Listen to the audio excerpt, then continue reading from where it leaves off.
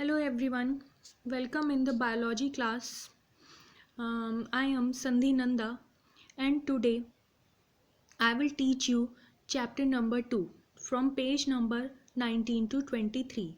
But before that, I will give you the answers of the remaining questions of chapter 1 as you have written in the comment section of the video that some part or some questions are remaining in chapter 1. So here is the answer number 9.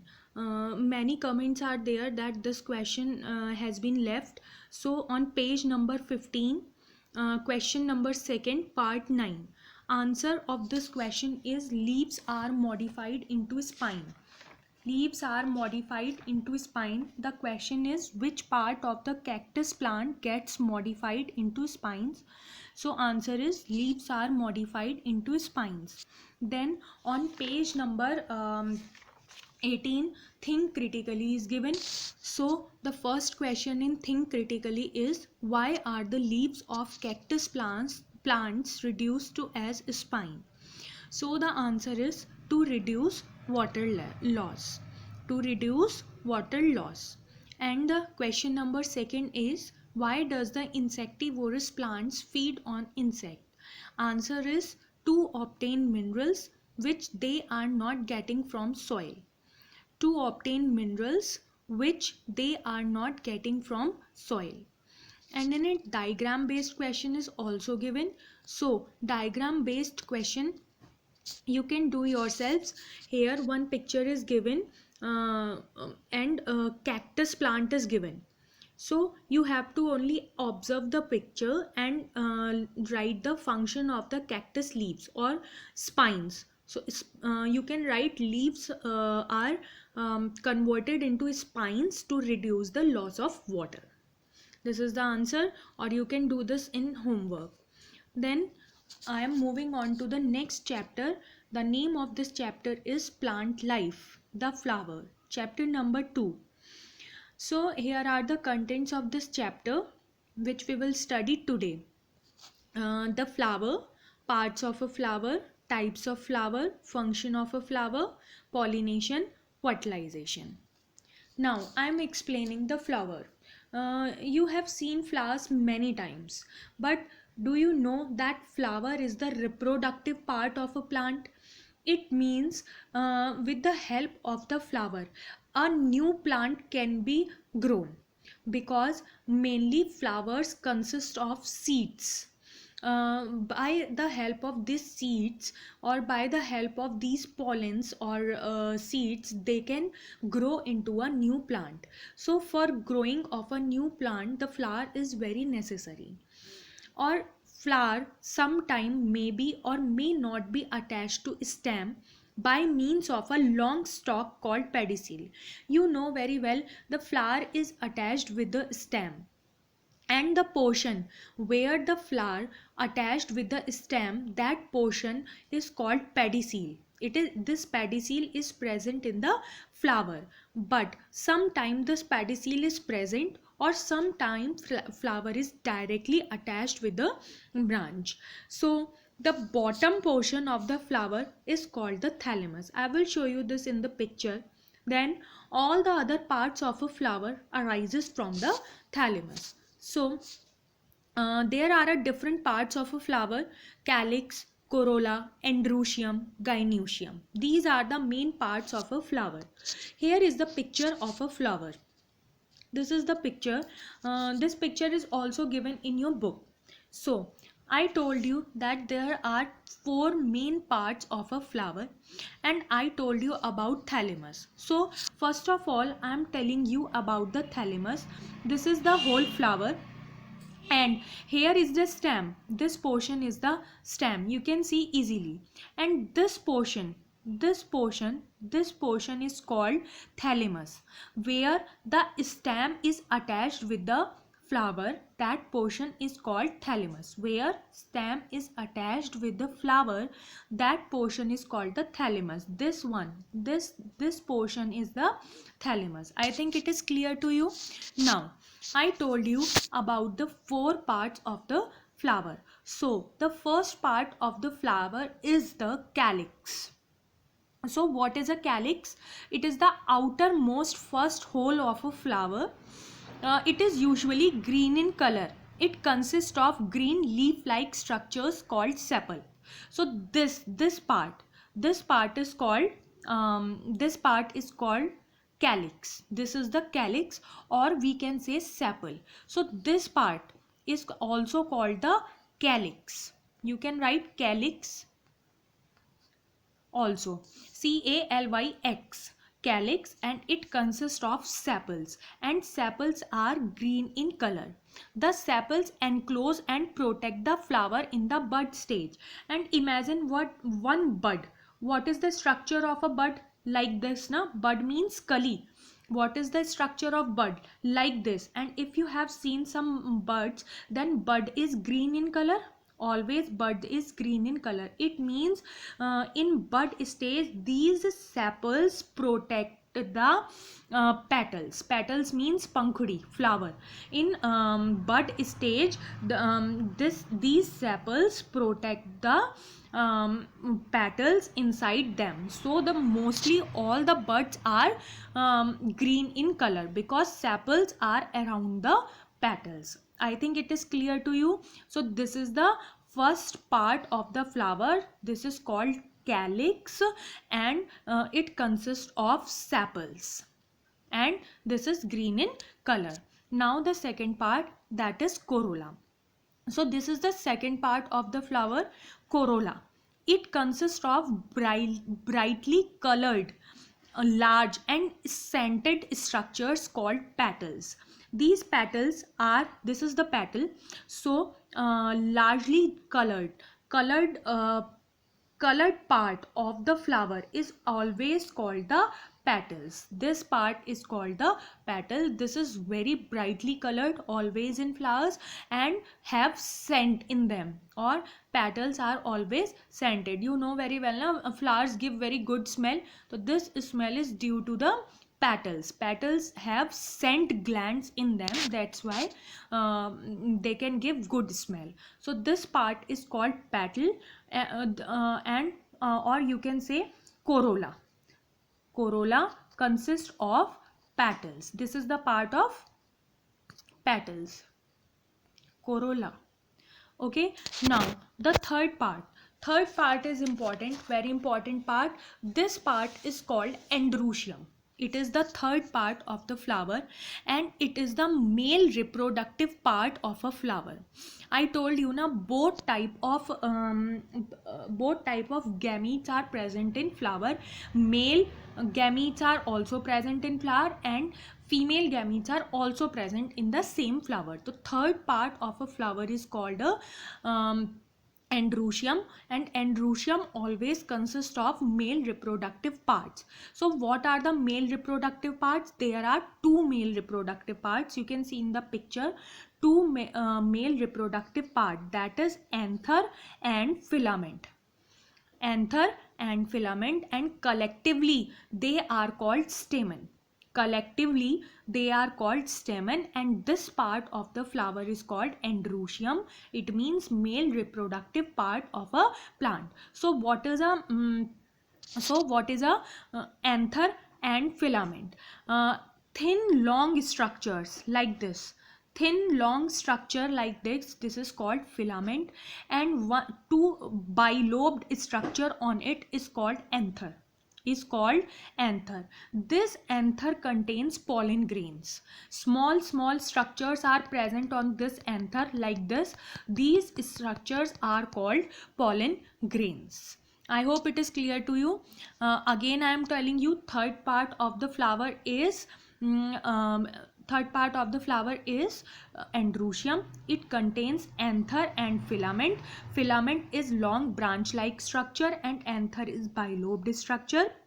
On this small pollen grains are present, and collectively it is called stamen. So this is the third part of the flower.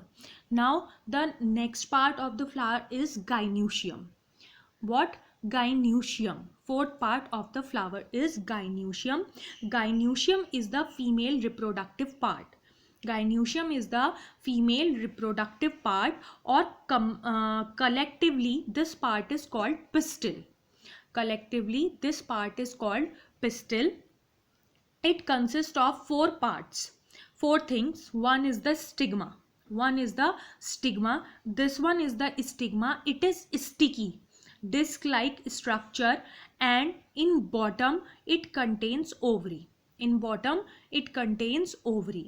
Actually, in this stigma, that pollen grains which this anther contains can stuck into it, because it is what? It is sticky. That's why these pollen grains can stick into it. I think it is clear to you. Now the style, the neck like structure in which the pollen grains can travel, that neck like structure is called style.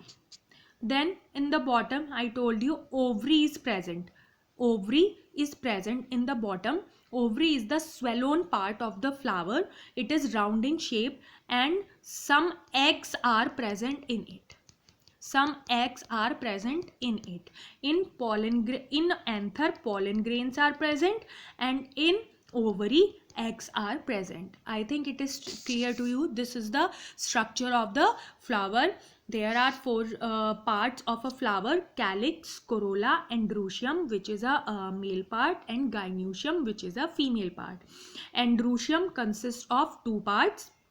One is the anther, another one is the filament, and gynoecium consists of four parts: stigma, style, and ovary. So this is a structure of a flower. Read it carefully. Some functions are also given in the table. This table is on page number 21. The functions are given: sepals, petals. Sepals, what the sepals can do? Sepals can protect the inner parts of a flower. What a sepal can do? These sepals can protect these parts of a flower. Then petals, what the petals do? Petal attract butterflies, insects, bees, and many different structures to do pollination. Now what is pollination? That I will told you later. Then stigma has the sticky substance I told you, on which pollen grains can stuck. Style, pollen grains can reach into ovary with the help of the, if here pollen grains can stuck, then they can reach up to ovary with the help of the style. Then ovary, it protects the ovule and grows into fruit, ovule. That functions I can tell you after the process of fertilization. Then it will be better for you to understand. First of all, I will tell you the pollination and fertilization process. Then I will tell you that functions. Then it will be clear to you. So first of all, you have to understand the structure of a flower. Then next, types of a flower. There are two types of flower. One is the bisexual flower and another one is the unisexual flower. What is a bisexual flower? When a flower possesses both the gametes, male gametes and female gametes, this type of flower is called bisexual flower. It means both androecium and gynoecium is present in one flower. Then it is called bisexual flower. But if either male or female part is present in one flower, then it is called a unisexual flower. So the example of bisexual flower is rose, and the unisexual flower is papaya flower. Then the functions of a flower. What are the function of a flower? First of all, the function of a flower is the pollination, and the another one is the fertilization. Pollination and fertilization. So what is a pollination? The process of transfer of pollen grains from anther to the stigma of same flower or another flower of the same type of plant is known as pollination.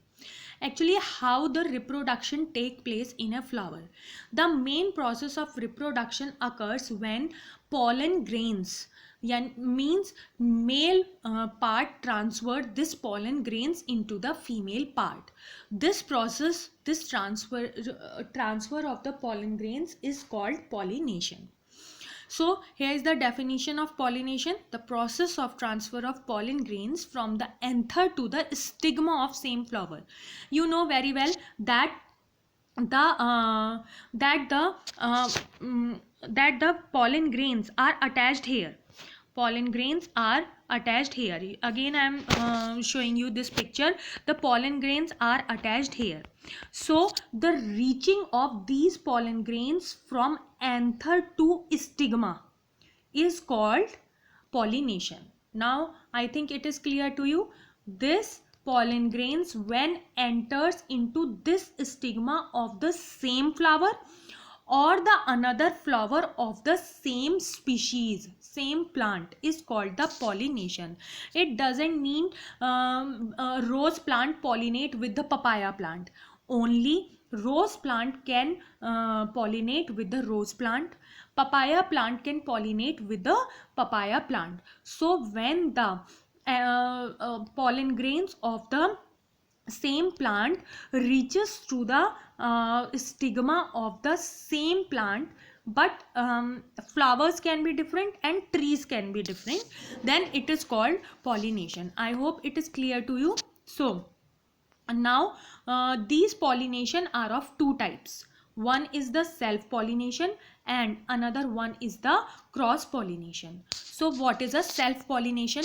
This is the self pollination definition: when the pollination from an anther of a flower are transferred to the stigma of same flower or another flower of the same plant, it is termed as self pollination. It occurs naturally. So what is a self pollination? When the um, when the pollen grains can um, pollen grains can transfer to the stigma of same flower or another flower of the same plant. It means self pollination occurs on the same plant, in the one plant only. So the pollen grains can transfer within a one flower, or it can transfer on the another flower of the same plant, then it is called self pollination. I can show you in the picture. Here both type of pollination is given, but I am only telling you the self pollination. So for self pollination you have to see this picture.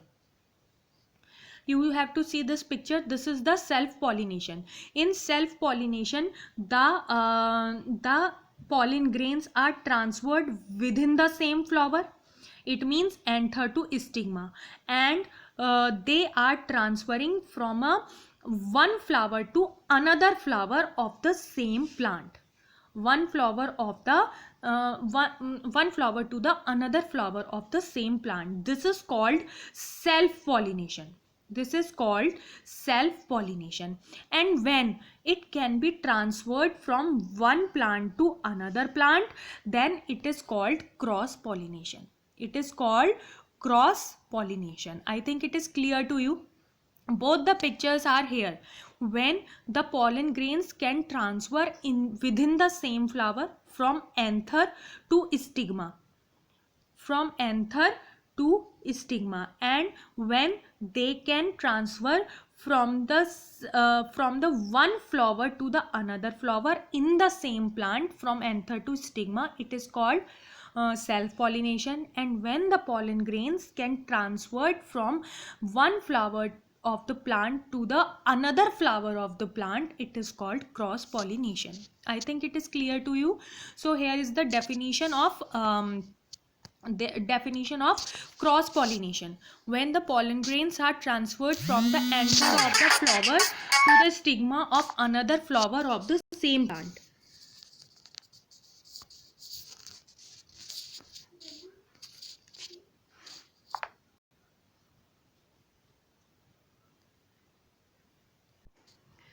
So definition: when the pollen grains are transferred from the anther of one flower to the stigma of the another flower of the same time, it is termed as cross pollination. It occurs by external agents. I think it is clear to you. Again, I am showing you the picture of cross pollination. It occurs from one flower to another flower of the one plant to another plant, not in the same plant. I think it is clear to you that what is the difference between the self pollination and cross pollination.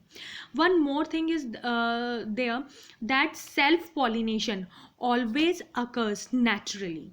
It always occurs naturally. Self pollination always occurs naturally. Then cross pollination occurs by the external agents. External agents means some other agents are also involving in this type of pollination. So what are these agents?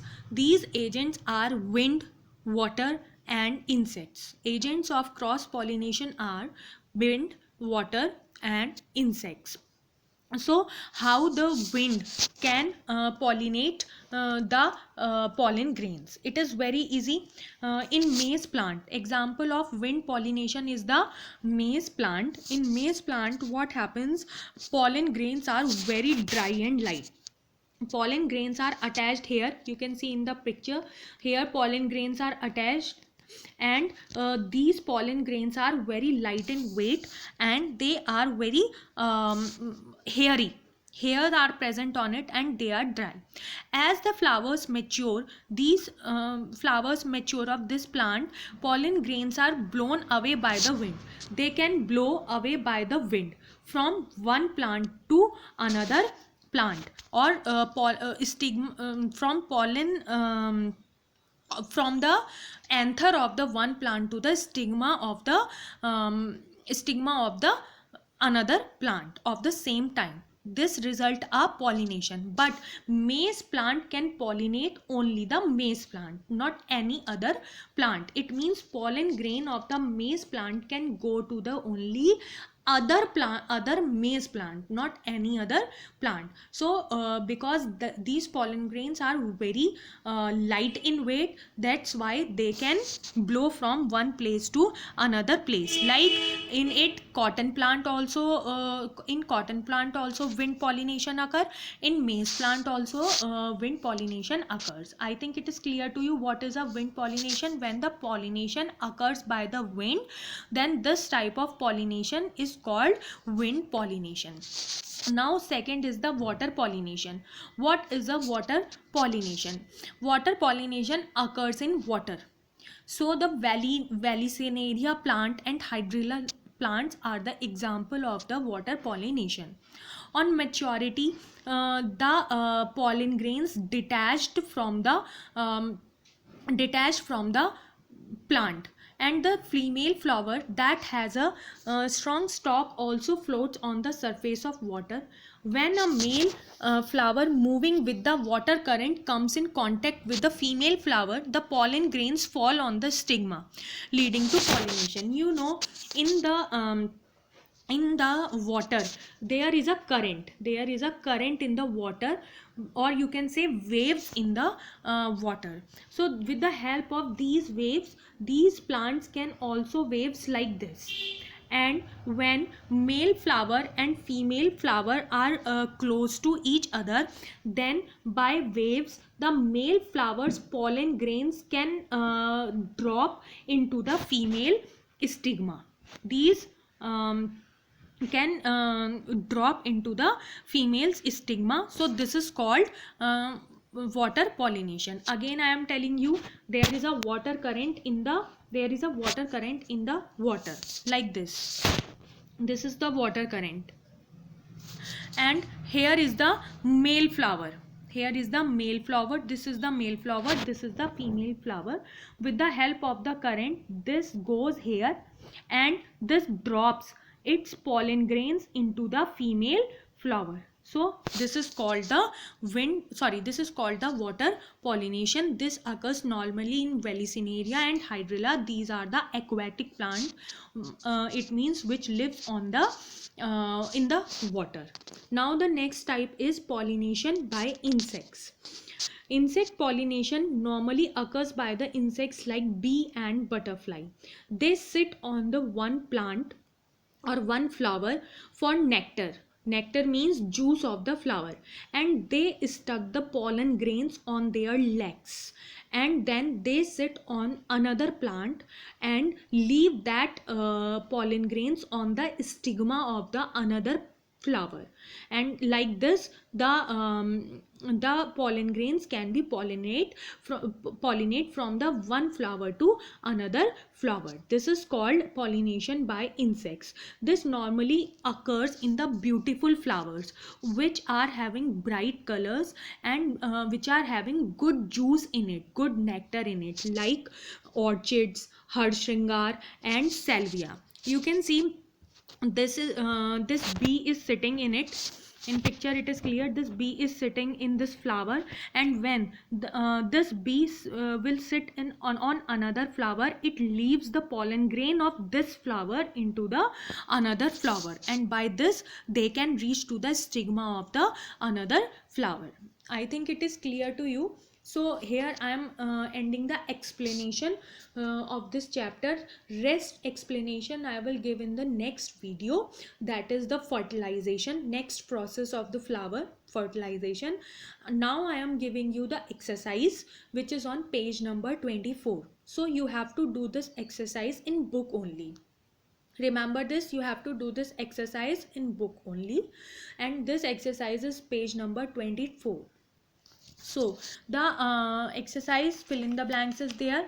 In first you have to write petals, sepals, androecium, gynoecium. In second, sepals. Third, petals. Fourth, anther. Fifth, ovary, ovules. Sixth, complete flower. Seventh, fruit. And eighth, water. Then next is on page number 28. Exercises on page number 28. These are the inside exercises. In it you have to choose the correct option. So in first you can choose ovary, in second epicarp, in third seed coat, in fourth 2, in fifth germination, in sixth temperature, in seventh apigeal, and in eighth hypogeal. Now the main exercises, that is on page number 29. Select the correct option. First C, both of them. Second B, anther. Third A, style, stigma and ovary. Fourth C, sepals. Fifth C, pollination. Sixth B, 2 cotyledons. Seventh A, apigeal germination. And 8 B, fertilization. Fill in the blanks. First anther, second ovaries, third stigma and style, fourth insects, and fifth ovule. Next, true and false. So you have to cut the false statement. So first is false, cut flower here and write ovary. Second, true. Third, false, cut sepals here and write petals in place of sepals. Fourth, true, and fifth is false. So cut style here and write filament in place of style. Next, match the following. First, style, gynoecium. 2, stamen, androecium. Third, fruit, ripen ovary. Fourth, seed, ovule. Fifth, epicarp, outer skin of the fruit.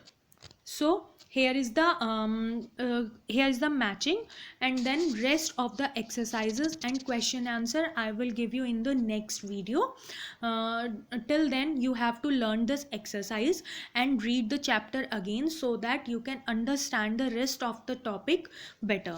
Thank you.